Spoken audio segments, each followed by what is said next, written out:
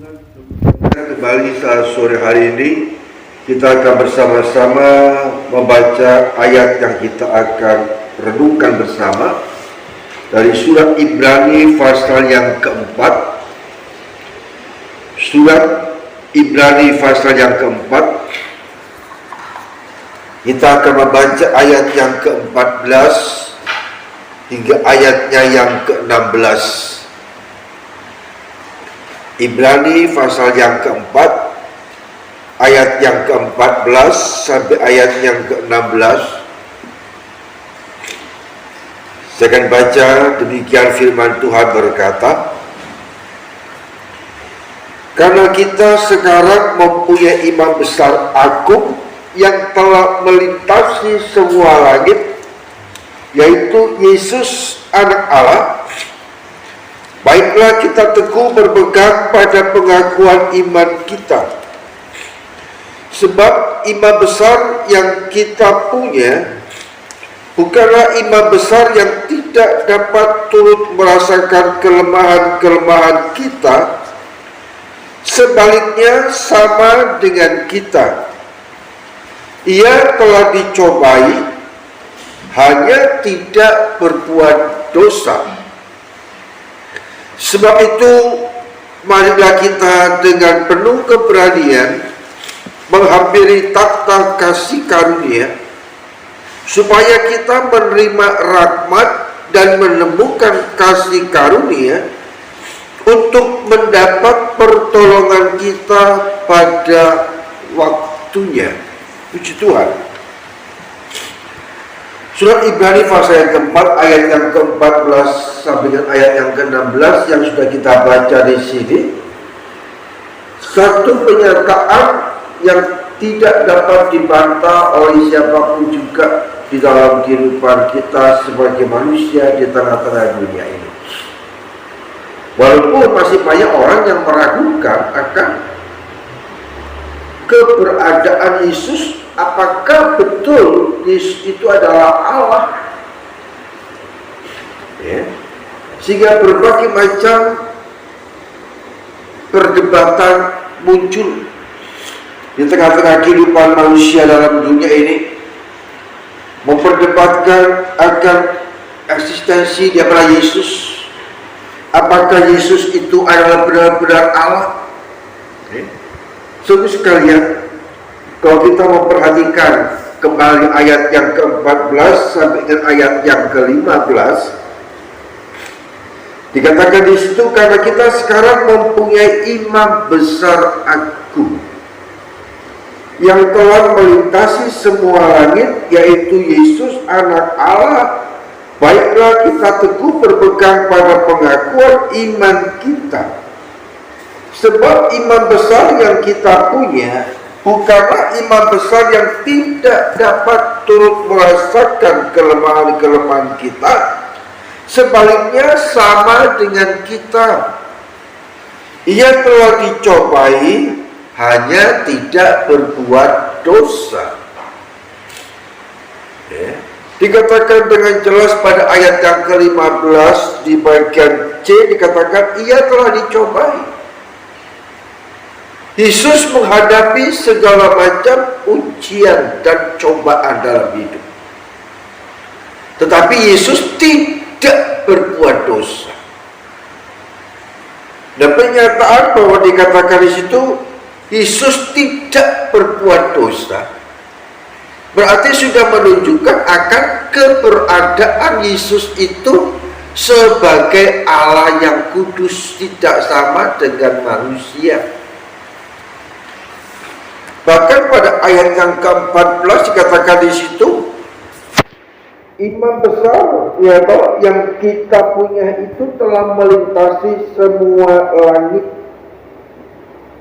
Buktinya apa? Buktinya pada saat Yesus di atas kayu salib Golgota, Yesus berseru kepada Bapa, Eloi, Eloi, lama sabachthani. Ya Allahku, mengapa engkau meninggalkan aku? Seolah perkataan Yesus di kayu salib ini menunjukkan bahwa Allah menjauh, Allah tidak mau tahu dengan keadaan Yesus. Bukan. Ya. Allah tidak menjauh. Allah berada bersama dengan Yesus. Hanya kalau kita perhatikan, itu merupakan satu pernyataan yang luar biasa yang dilontarkan oleh Yesus. Pada saat penderitaannya begitu berat, setiap manusia, dan itu keberadaan Yesus secara manusia, dia merasa tidak sanggup. Ya. Seolah-olah Allah itu jauh, gak menolong, gak memperhatikan. Dan inilah penderitaan yang dialami oleh Yesus. Dan penderitaan ini pun juga yang dialami oleh setiap manusia. Pada saat kita menghadapi satu kesulitan yang begitu luar biasa berat, kita merasa seolah-olah Allah itu jauh daripada kita. Seolah-olah Allah itu masa bodoh dengan kita. Tidak mau tahu akan persoalan kita. Tidak, saudara. Tidak. Allah kita adalah Allah yang setia. Di dalam kesetiaannya itu, Allah menyatakan kasih pertolongannya. Karena itu dikatakan pada ayat yang ke-16 daripada Ibrani pasal yang keempat, dikatakan di situ, sebab itu marilah kita dengan penuh keberanian menghampiri takhta kasih karunia. Dengan penuh keberanian, bukan dengan penuh keberanian kita sebagai manusia yang berdosa, tapi dengan penuh keberanian karena kita mempunyai keyakinan, iman, percaya kepada Yesus. Ya. Sehingga kita tidak merasa ragu-ragu untuk kita datang dan berseru kepada Yesus. Sekalipun persoalan begitu pelik dalam kehidupan kita. Ya. Sehingga kita tidak bisa mencerna, tidak bisa mengerti, tidak bisa mempunyai satu pemikiran yang cerah untuk ke depan bagaimana mengatasi masalah yang ada. Ya. Tetapi kita dengan iman kepada Allah dalam Yesus Kristus, di mana Yesus itu yang sudah melintasi segala langit. Pada saat Yesus kembali naik ke surga, maka Yesus mengatasi segala langit, ya, melewati semuanya. Nah, karena itu suatu sekali dikatakan, mari kita dengan penuh keberanian. Bukannya kita dengan kurang ajar datang kepada Tuhan, tidak. Penuh keberanian bukan dengan sembrono, tidak. Ya. Tapi penuh keberanian dengan satu ketulusan, Tuhan ini aku perlu Tuhan. Ya. Aku memang sebagai orang yang berdosa, aku gak layak. Tetapi karena kasih karunia daripada Allah, maka engkau berkenan untuk aku datang menghadap kepada hadirat Tuhan. Jadi saat kita datang kepada hadirat Tuhan, kita datang dengan tidak ragu-ragu. Ya. Jangan kita mempunyai keraguan sedikit pun pada saat kita datang menghadap kepada Allah. Baik secara kelompok seperti pada saat sore hari ini, bersama-sama kita datang kepada Allah, maupun juga secara pribadi, jangan ragu-ragu. Ya. Tidak usah bimbang. Karena apa? Karena Allah telah memperkenan kehidupan kita, karena kita dikaruniai iman di dalam Yesus Kristus, di mana Yesus yang sudah korbankan hidupnya untuk menebus seluruh dosa kita. Sehingga kita dikenal sama Tuhan, dan kita diangkat sebagai anak-anak kesayangan Tuhan. Masih ingat firman Tuhan pada Kamis yang kemarin? Ya, perubahan status,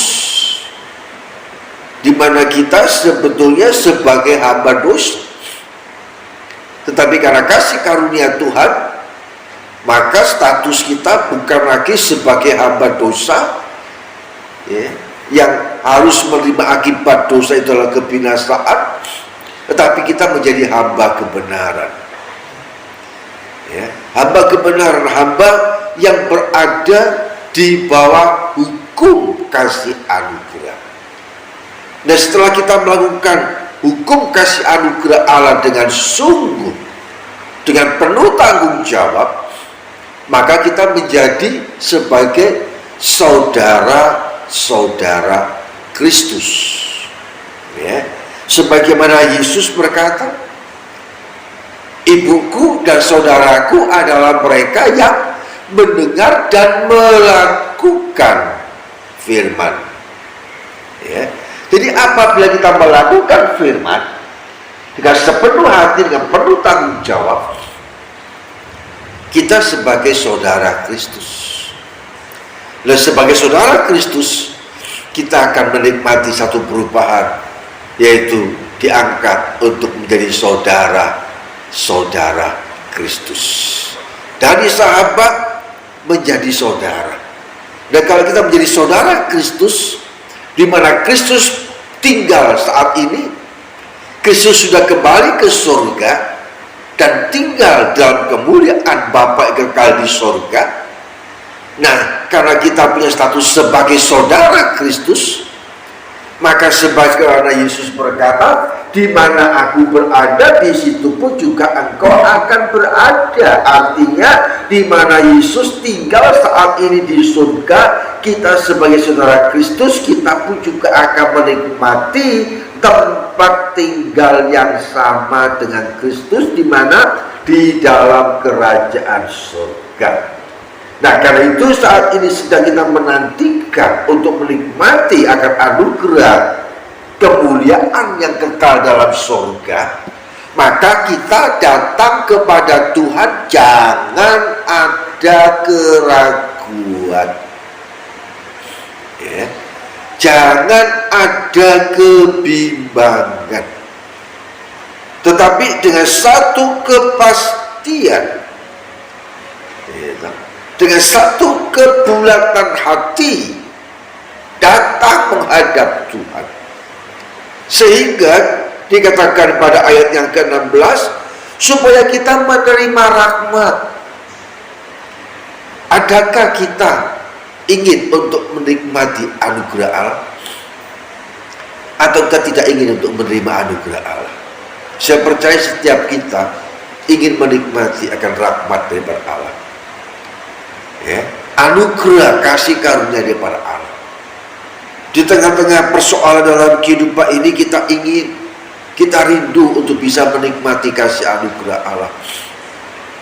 Nah, untuk kita menikmati apa yang di kerinduan kita akan kasih anugerah Allah, maka sekali lagi pada saat kita datang kepada Tuhan, jangan ada keraguan sedikit pun, ya. Dan kalau kita menerima rahmat daripada Tuhan, dan dikatakan dan menemukan kasih karunia, menemukan kasih karunia, artinya apa? Artinya waktu aku menemukan, berarti aku sudah mendapatkan, ya. Berarti aku sudah menikmati kasih karunia itu. Jadi bukan hanya kita akan menerima, menunggu waktu untuk kita menerima, tetapi kita sudah menerima. Karena itu dikatakan dalam firman Tuhan, pada saat kita berseru berdoa kepada Tuhan, percaya bahwa kita sudah menerima, ya, sudah menerima. Jangan ragu-ragu, jangan ragu-ragu. Kalau Anda baca dalam Injil Markus, ya, apa yang kita minta, yang kita doakan kepada Tuhan dengan penuh keyakinan, itu sudah kita terima, sudah kita nikmati, ya. Dan dikatakan lebih lanjut, untuk mendapat pertolongan kita pada waktunya. Dengan iman kita berdoa dengan satu keyakinan, aku sudah menerima, aku sudah menikmati kasih anugerah Allah, dan itu akan menjadi satu kenyataan dalam langkah hidup kita sesuai dengan waktu daripada Tuhan. Tuhan tidak pernah mengulur-ulur waktu, Tuhan tidak pernah menunda-nunda, Tuhan selalu menolong kepada kita tepat pada waktunya. Ya, tidak pernah, Tuhan tidak pernah terlambat untuk menolong kita. Ya. Sekalipun manusia berkata, aduh aku sudah berdoa sekian lama, Tuhan masih belum menjawab. Tuhan mendengar, Tuhan memperhatikan. Kita perhatikan saudara sekalian, pada satu saat, satu proses yang dijalani oleh Yairus yang ditulis dalam Injil Lukas pasal yang ke-8, bagaimana Yairus datang menghadap kepada Yesus. Yairus tersungkur di depan kaki Yesus dan memohon dengan sangat supaya Yesus datang ke rumah Yairus untuk menyembuhkan anak perempuannya yang sakit parah, bahkan hampir mati. Ya, coba kita perhatikan itu dalam Injil Lukas pasal yang ke-8. Iya, Injil Lukas pasal yang ke-8. Mulai ayat yang ke-40 ya, terus sampai 56, itu ada dua peristiwa, yaitu Yesus menyembuhkan anak Yairus dan juga seorang perempuan yang sakit pendarahan selama 12 tahun menerima mujizat daripada Tuhan. Nah, kita perhatikan tentang Yairus. Dikatakan pada ayat yang ke-41, bisa dibacakan di situ, 41 dan 42. Lukas 8 ayat 41 dan 42. Maka datanglah seorang yang bernama Yairus. Ia adalah kepala rumah ibadat. Sambil tersungkur di depan kaki Yesus, ia memohon kepadanya supaya Yesus datang ke rumahnya, karena anaknya perempuan yang satu-satunya yang berumur kira-kira 12 tahun hampir mati. Dalam perjalanan ke situ, Yesus didesak-desak orang banyak. Nah, kita perhatikan, Yairus secara pribadi datang kepada Yesus, tersungkur di hadapan Yesus, memohon kepada Yesus untuk Yesus datang ke rumah Yairus untuk menyembuhkan anaknya yang sakit, yang hampir mati. Nah, di dalam perjalanan Yairus bersama dengan Yesus, bersama dengan murid-muridnya menuju ke rumah Yairus, di tengah jalan ada seorang wanita yang sakit pendarahan 12 tahun. Kemudian wanita ini dengan imannya dia berkata, asalku jamah jubah-jubahnya maka aku sembuh. Nah, pada saat perempuan itu menjamah jubah Yesus, dia sembuh. Kemudian apa yang Yesus lakukan? Yesus berhenti di perjalanan yang menuju ke rumah Yairus, dan Yesus bertanya, siapa yang menjamah aku? Nah, dari momen ini saudara, kita memperhatikan satu langkah yang Yairus lakukan, tersungkur di bawah kaki Yesus, memohon kepada Yesus. Yesus sudah mengatakan, oke, ayo sama-sama.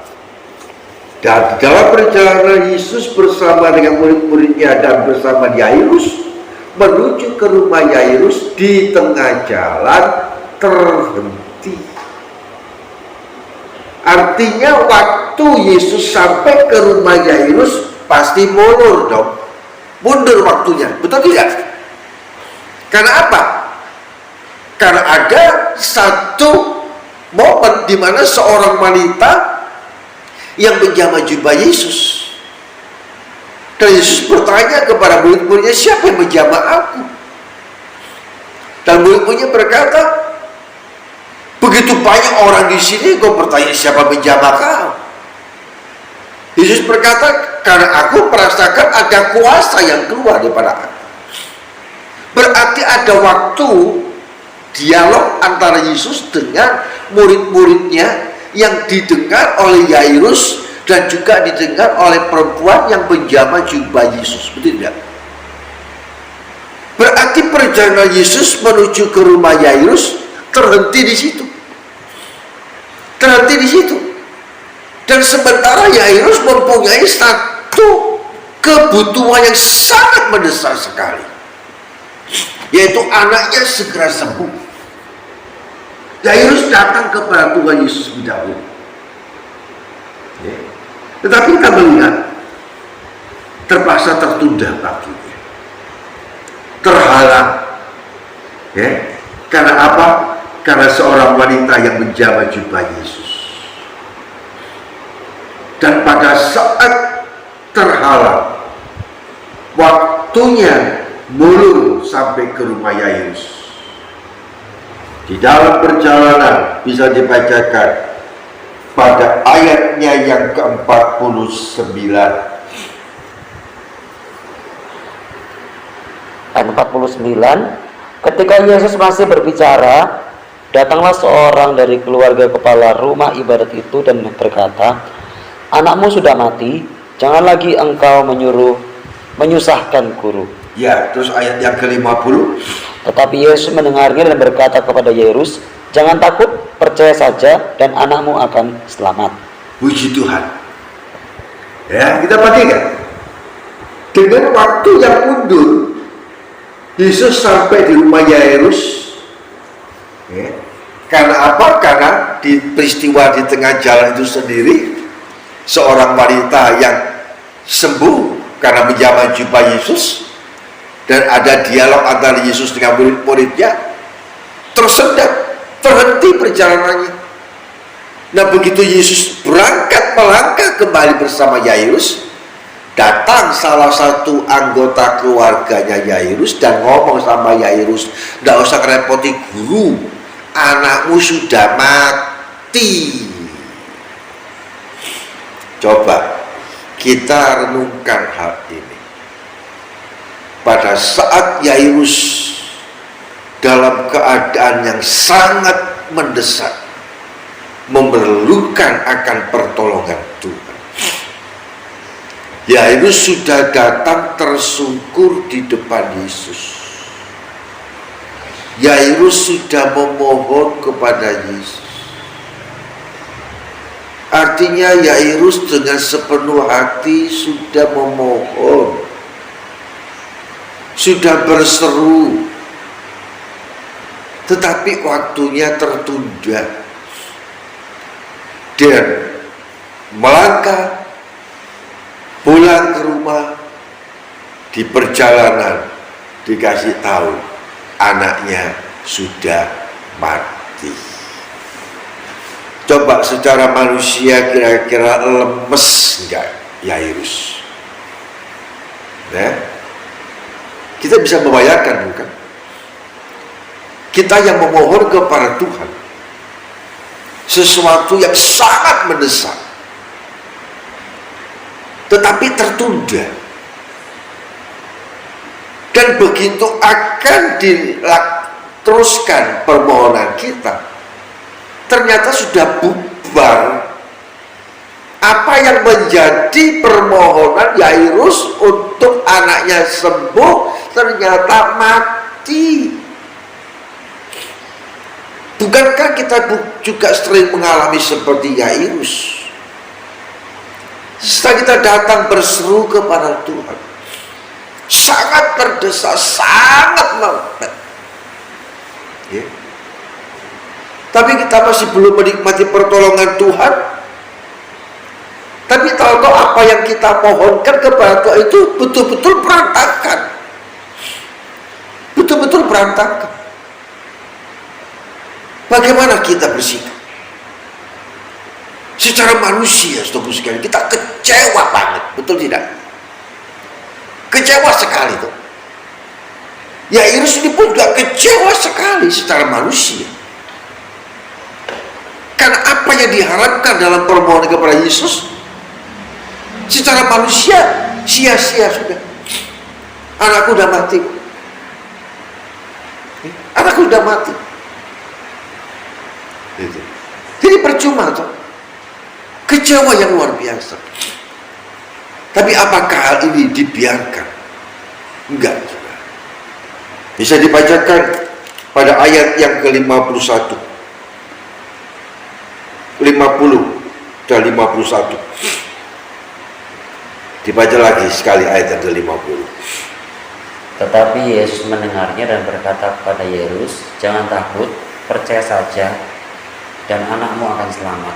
Setibanya di rumah Yairus, Yesus tidak memperbolehkan seorang pun ikut masuk dengan dia, kecuali Petrus, Yohanes, dan Yakobus, dan ayah anak itu serta ibunya. Ya, kita perhatikan.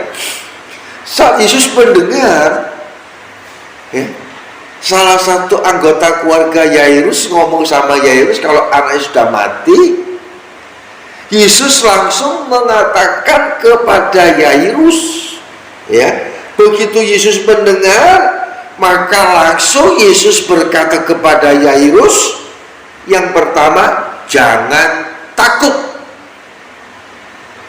Yang kedua, percaya saja. Luar biasa. Ya, jangan takut. Berita yang masuk jangan membuat engkau gentar, jangan membuat engkau kecewa. Percaya apa yang kamu minta akan menjadi kenyataan. Ya, percaya saja, dan anakmu akan selamat, anakmu akan sembuh, anakmu tidak akan mati, tidak mati, tapi pulih, sehat, selamat. Karena itu jangan takut, percaya saja. Begitu sampai di rumah, Yesus masuk ke dalam rumah itu, dan Yesus tidak mengizinkan siapapun masuk selain daripada Petrus, Yohanes, dan Yakobus bersama dengan ayah dan ibu daripada anak itu. Artinya Yairus suami istri, ya, didampingi oleh murid-murid Yesus, Petrus, Yohanes, dan Yakobus masuk ke dalam kamar. Dan sementara sampai di situ, ya, semua orang yang sudah berkumpul di rumah Yairus, mereka menangis, mereka meratapi anak itu. Tetapi Yesus berkata, jangan menangis. Ya, ia tidak mati, tapi tidur. Luar biasa. Yesus berkata, gak usah nangis. Ya. Anak ini gak mati, tidur. Ya. Ingat akan peristiwa Yesus membangkitkan Lazarus dari antara orang mati di dalam Injil Yohanes pasal yang ke-11. Kalau kita perhatikan Yohanes pasal yang ke-11, di mana Yesus sangat mengasihi kepada keluarga ini, kepada Maria, Marta, dan Lazarus. Tapi begitu mendengar Lazarus sakit, Yesus tidak segera pergi untuk mendoakan dan menyembuhkan Lazarus, tetapi Yesus menunda waktunya. Menunda waktu. Kenapa Yesus menunda waktu? Yesus menunda waktu karena Yesus berkata, ya, supaya apa? Supaya kemuliaan Allah dinyatakan, supaya kebesaran Allah dinyatakan. Maka setelah Yesus menunda waktu, dan Yesus tahu Secara manusia Lazarus sudah mati. Tetapi Yesus berkata kepada murid-muridnya, mari kita pergi ke rumah saudara kita dan kita akan membangunkan dia karena dia sedang tertidur. Sedang tertidur. Nah, kalau kita memperhatikan akan dua peristiwa ini, Yesus seolah-olah berlambat-lambat pergi ke rumah Lazarus. Ya, padahal Lazarus adalah orang yang dikasihi sama Yesus. Dan kita perhatikan Yairus sebagai kepala rumah ibadah mendapatkan rekomendasi yang begitu positif daripada orang banyak. Orang banyak mendukung permohonan daripada Yairus kepada Yesus. Tetapi tertunda sampai di rumah Yairus. Sama-sama tertunda. Ya. Yang satu si Yairus tertunda hitungan jam. Tetapi dengan Lazarus bukan hitungan jam lagi, hitungan hari. Ya. Sehingga begitu Marta mengetahui bahwa Yesus sedang dalam perjalanan menuju ke rumahnya, segera nyusul. Dan Marta mulai protes lagi kepada Yesus. Ya. Kalau engkau ada, saudaraku pasti nggak mati. Yesus berkata, dia nggak mati, dia hidup, dia tidur. Ya. Marta ngengkel, ngomong ya nanti akan ada kebangkitan saat kedatangan Mesias pada kali yang kedua. Dan Yesus berkata, akulah kebangkitan dan kehidupan. Ya. Siapa yang percaya, dia bangkit daripada kematian. Ya. Maria mendengar hal itu, ya. Dia tetap tenang aja di rumah. Tapi begitu Yesus sedang menuju perjalanan ke tempat rumah daripada Maria, Marta dan Lazarus, Maria pun juga bangkit dan kemudian menyambut Yesus. Dan Maria pun juga berkata yang sama seperti Marta, jika engkau ada tengah-tengah kami, saudaraku tidak mungkin mati. Tapi Yesus berkata apa? Dia tidak mati, dia tidur. Kemudian Yesus berkata apa? Di mana engkau kuburkan saudaramu itu? Dan mereka berangkat ke kubur Lazarus. Ya, dicegah sama Marta. Jangan, karena sudah 4 hari sudah bau, udah bau. Ya, tapi Yesus tetap berangkat menuju ke kubur Yesus. Ke kubur Lazarus. Dan apa yang Yesus lakukan? Yesus menunjukkan otoritas yang penuh. Yesus sumber kehidupan. Dan Yesus langsung berseru, Lazarus keluar dari kubur. Yesus dengan kuasa yang luar biasa, maka Lazarus keluar dari kubur. Lazarus bangkit. Dan kita juga perhatikan bagaimana yang Yesus lakukan kepada anak Yairus ini sendiri. Ya, Yesus masuk ke dalam kamar bersama dengan kedua orang tuanya, bersama dengan murid-muridnya, dan dikatakan pada ayat yang ke-54 daripada kitab Injil Lukas pasal ke-8 54 dan 55 bisa dibaca. Lalu Yesus memegang tangan anak itu dan berseru, katanya, hai anak, bangunlah. Maka kembalilah roh anak itu, dan seketika itu juga ia bangkit berdiri. Lalu Yesus menyuruh mereka memberi anak itu makan. Ya, gak penting kan? Sama bukan? Ya. Di depan kubur Lazarus, Yesus berseru, hai Lazarus, keluar. Lazarus keluar. Begitu Lazarus keluar, kemudian apa Yesus katakan kepada orang banyak, kepada saudara-saudaranya, kepada murid-muridnya, lepaskan ikatan yang mengikat, biarkan dia bebas dan dia bisa pergi, beri dia makan. anak Yairus. Yesus masuk ke dalam kamar, kemudian mengulurkan tangannya dan berkata kepada anak itu, "Hai anak, bangunlah." Dikatakan dalam Injil Markus pasal yang kelima ayat yang ke-41, talita kum. Hai anak, bangun. Hai anak, bangkit. Ada kuasa kehidupan yang luar biasa yang Yesus nyatakan. Sungguh sekalian, di tengah-tengah perjalanan kehidupan kita dalam dunia ini, kita mungkin merasa persoalan yang menghimpit kehidupan kita sudah mematikan semangat kita untuk kita melangkah. Dengan datang kepada Yesus, berseru kepada Yesus, Yesus sanggup untuk memulihkan kondisi kita.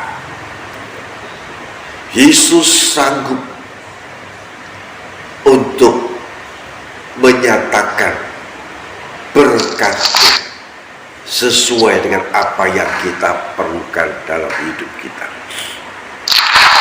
Kita mungkin sedang mengalami sakit penyakit yang berkepanjangan yang gak sembuh-sembuh. Kita mungkin sedang menghadapi masalah perekonomian, pekerjaan dan rumah tangga dan sebagainya, karier kita.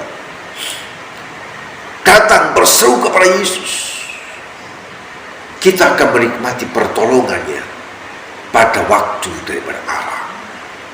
Seperti Ibrani 4 ayat yang ke-16 yang sudah kita baca sebagai ayat mas kita. Gitu.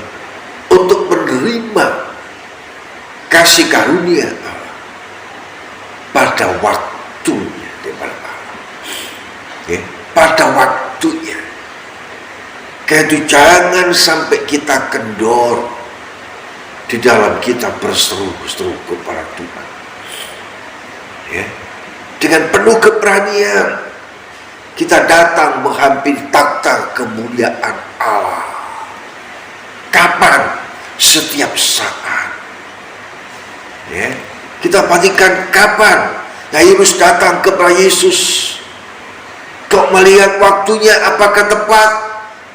Bagi Yesus setiap saat itu adalah waktu yang tepat untuk berseru kepada Dia.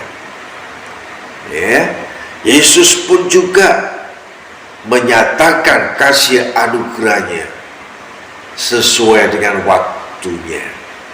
Ya, kapan waktunya kita akan menerima berkat pertolongan dari Tuhan sesuai dengan waktunya dari Tuhan. Mungkin malam nanti kita menerima jawaban doa dari Tuhan.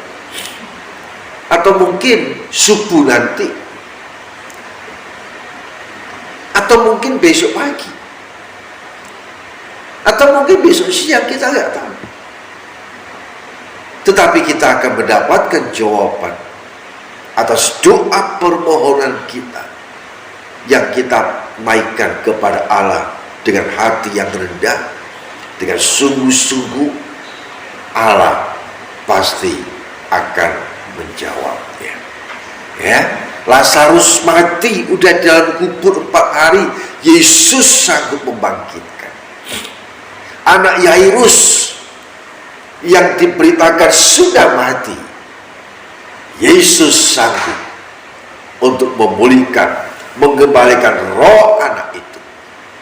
Ya, dan masih banyak hal lain akan kuasa mujizat Tuhan yang dinyatakan di tengah-tengah kehidupan dalam perjalanan kehidupan dalam dunia ini.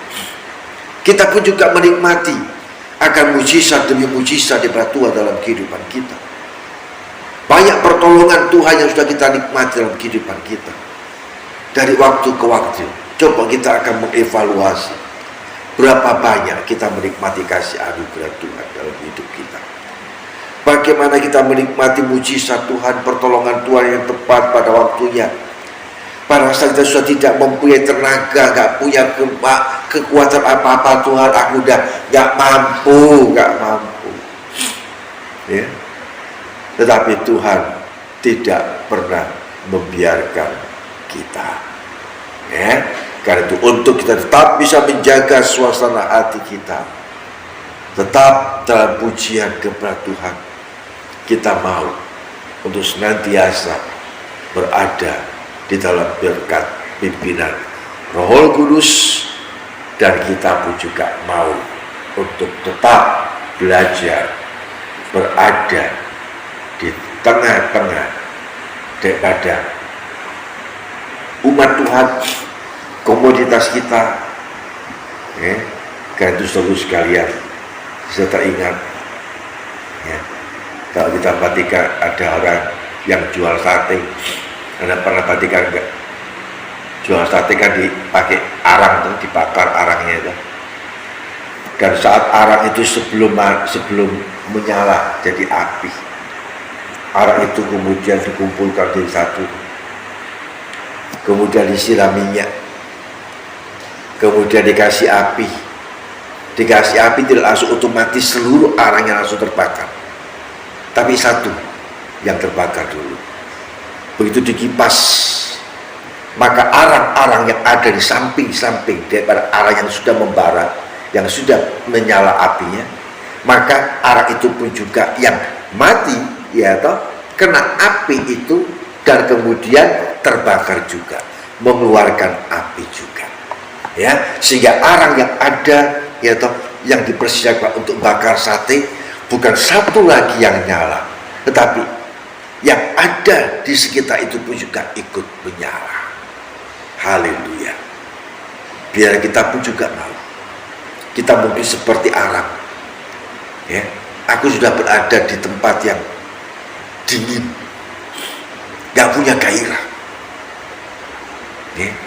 Tapi kita tidak melepaskan diri, ya, dari kumpulan di mana ada satu kuasa yang daripada Allah yang berkarya dengan bebas.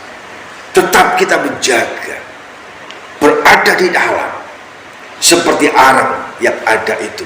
Tidak berada di luar daripada anglo, tapi berada di dalam anglo, dekat dengan arang yang sudah terbakar.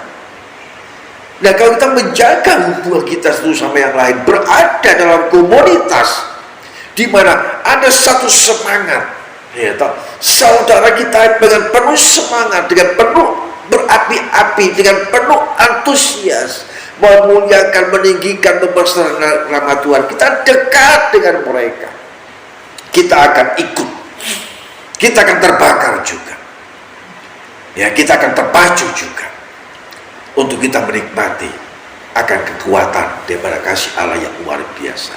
Itu mari saudara sekalian, ya, jangan biarkan hal-hal yang ada dalam kehidupan ini membuat kita menjadi padam, membuat kita menjadi hilang semangat. Tetapi biar semua hal yang terjadi, kita akan tetap menikmati pertolongan Tuhan tepat pada waktunya. Puji bagi nama Tuhan. Dan biar apa yang kita renungkan pada petang hari ini akan memberikan satu semangat baru kembali dalam kehidupan kita, untuk tetap kita menjaga satu keakraban di dalam Tuhan Yesus Kristus, menghadapi apapun juga dalam kehidupan ini, dan tetap bisa menikmati akan pertolongan Tuhan tepat pada waktunya. Puji bagi nama Tuhan.